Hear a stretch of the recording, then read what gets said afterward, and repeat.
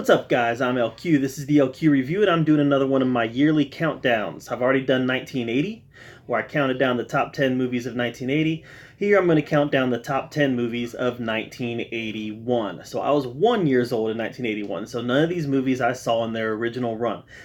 But a lot of these movies I've since gone back, revisited, and obviously there's a lot of great stuff that came out in 81. First of all, a couple things that didn't make my top 10 list. You've got Arthur, didn't make my top 10 list. That was Dudley Moore. Clash of the Titans. Oh, I wanted to put Clash of the Titans on there so bad, but it didn't make the list. The History of the World with one of Mel Brooks' movies. I love me some Mel Brooks, but when I get right down to it, History of the World is not Blazing Saddles, it's not Spaceballs, it's not Men in Tights. I just don't have the same affinity for it as I do a lot of Mel Brooks' other work. It's not Young Frankenstein. So at the end of the day, History of the World just didn't. I just started thinking about, does this really belong here in the top 10? And it didn't for me. Maybe for you it does, but for me it didn't. So there are some movies that didn't make that top 10 that I kind of struggled to keep out of there. But these are the ones that I feel are my personal top 10. All right. So at number 10 for 1981, we got The Fox and the Hound. It's one of Disney's weaker movies, animated movies. It came out during a time period when Disney wasn't churning out the classics that they did, prior to this, or some of the modern classics that came out in the 90s. This was kind of in a slower period for Disney. At the same time, this is a very charming movie, and maybe it's because I have kids, but I've seen this movie a lot. So on that merit alone, just the number of viewings that it's gotten in my household, I did put it ahead of something like Clash of the Titans or History of the World. You probably don't, but I did. Number 10, Fox and the Hound. Number 9, The Great Muppet Caper. I'm a huge Muppet fan. I love the Muppet reboot. I even love Muppets Most Wanted. But you go back to some of the early stuff, the Muppet movie, The Great Muppet Caper, Muppets Take Manhattan. Muppets Take Manhattan is actually my favorite Muppet movie of all time. Love it. Yeah, I'm a big Muppet fan. Always have been my whole life. And The Great Muppet Caper, while not one of their better movies, it's still Muppets, right? It's still a Muppet movie, and it's still a lot of fun. So The Great Muppet Caper comes in at number 9. Let's see here. Let me fix this real fast. Number 8 is Time Bandits. Time Bandits is like anybody my age, mid to late 30s, you knew Time Bandits. It was just this really fun, really great property. I was first introduced to Time Bandits in the comic books. I read the Marvel Comics adaptation of it, and then I was like, this is a movie? So I went and watched the movie, and I just watched the movie over and over and over again when I was young. Time Bandits is great. Doesn't hold up that well today when you compare it to other stuff that came out a couple years later. Time Bandits doesn't hold up nearly as well, but still the silliness of it and the fun of it, yeah, Time Bandits is number 8. Number 7 is Friday the 13th Part 2. I've talked in the past about how important this franchise is to me, and Friday the 13th 2, while kind of just a rehashing the first one, it really was. Even though the killer was different, this was the first Friday the 13th movie that had Jason in it.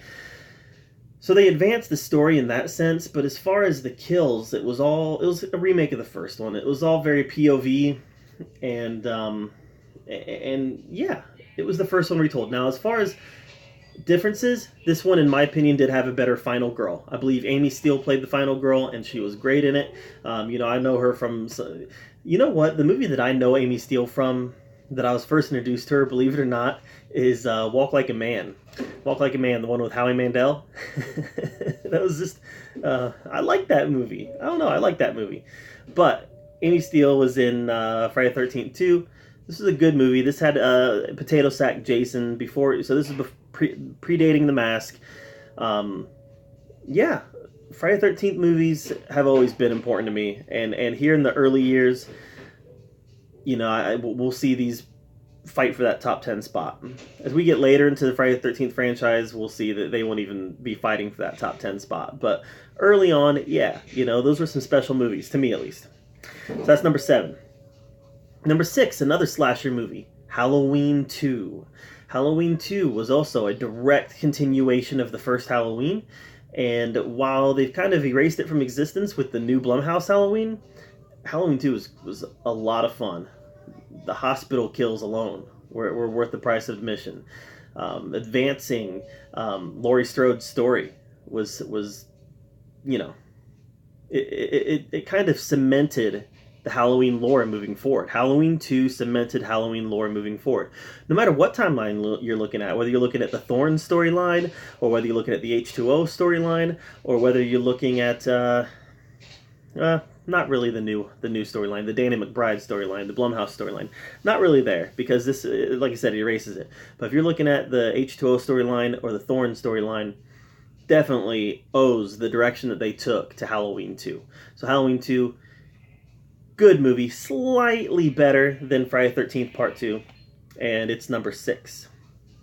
Number 5, I believe anybody and everybody is going to have number 5 on their list for 1981, and that is The American Werewolf in London. A American Werewolf in London. This movie scared me when I was a kid. I look back on it now and it doesn't scare me. I actually kind of laugh at how kind of corny some of it is, especially some of the transformation scenes. But man, when I was a kid watching this for the first time, maybe 86, 87, yeah, American Werewolf in London scared me. American Werewolf in London was my first real introduction to werewolf movies. Now, today it's nowhere near my favorite werewolf movie of all time. It just isn't. That honor goes to Dog Soldiers, by the way.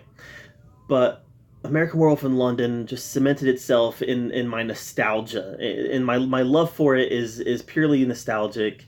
And it is just a good movie. It really is. It's a good movie that has some dated stuff in it, but it's still a strong werewolf movie. And I think most people are going to have that love for this movie and put it on their top 10 list for 81. And for me, American Werewolf in London ended up at the number 5 spot. The number 4 spot. All right, we're getting into some really good movies now. The number 4 spot, Snake Plissken, Escape from New York. Man, I love this movie. I love this movie. You know,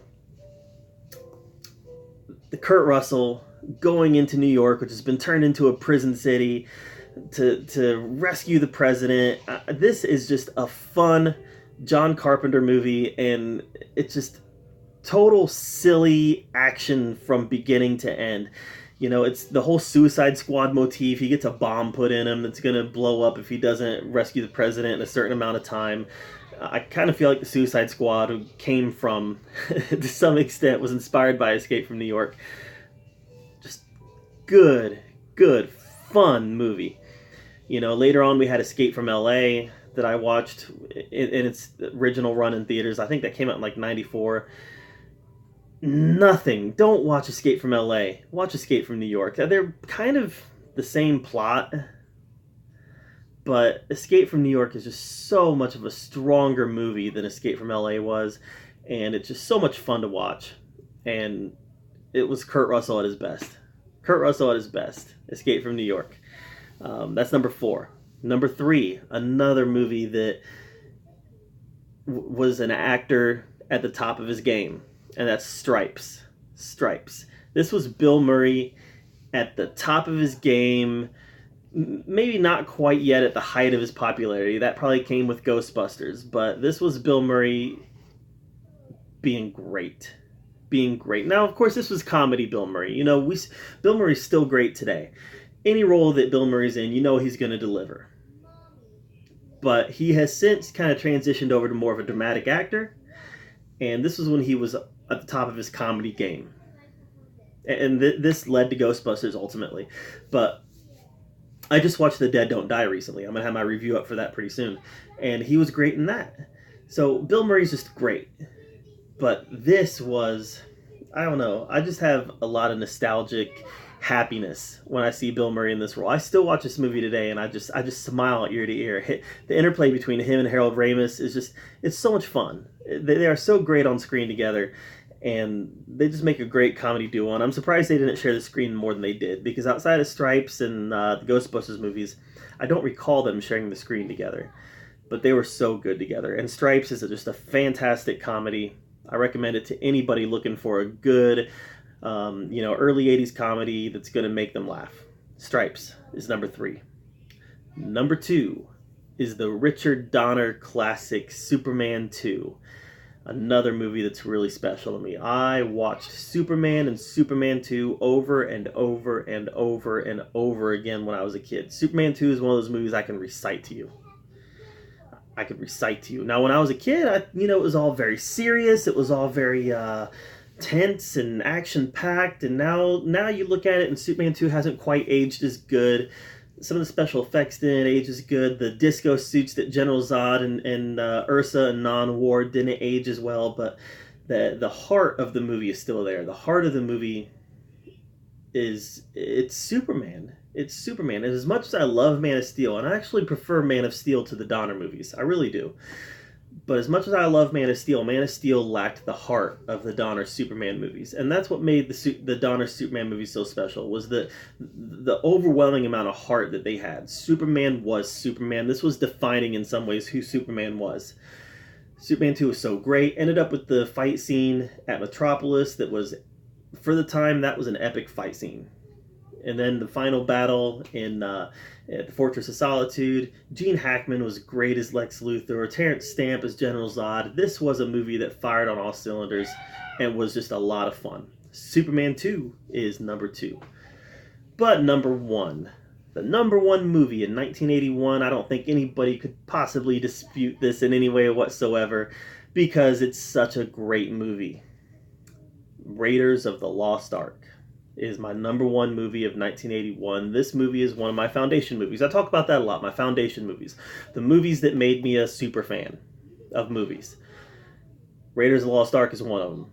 Raiders of the Lost Ark is one of those movies that when I watch it over and over and over again. I watch it at least once a year. And every time I see it, my jaw just...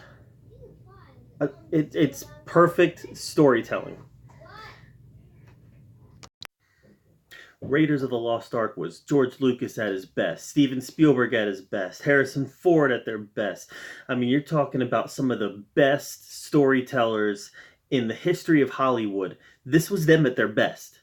Raiders of the Lost Ark is such a superb adventure story, action movie, fantasy, that it's going to be on the top of anybody's list for 81, I would suppose. It's also going to be in a lot of people's all-time top list. That's how good Raiders of the Lost Ark is. That's how iconic Raiders of the Lost Ark is. It is easily the number 1 of 1981, and it would be the number 1 of a lot of years. So Raiders of the Lost Ark is number 1. So let's do a recap. Number 10, The Fox and the Hound. Number 9, The Great Muppet Caper. Number 8, The Time Bandits. Number 7, Friday the 13th Part 2. Number 6, Halloween 2. Number 5, American Werewolf in London. Number 4, Escape from New York. Number 3 is Stripes. Number 2 is Superman 2. And number 1 is Raiders of the Lost Ark. That's my ranking for the top 10 movies of 1981. What were your favorite movies in 1981? Let me know in the comments down below. Make sure you press that subscribe button. I'm at 84 subscribers now, trying to get to that 100 mark. You can help me get there. And as always, thank you for being here at the LQ Review, where we talk about all the geeky, nerdy stuff that we love to talk about. And until next time, we'll see you later.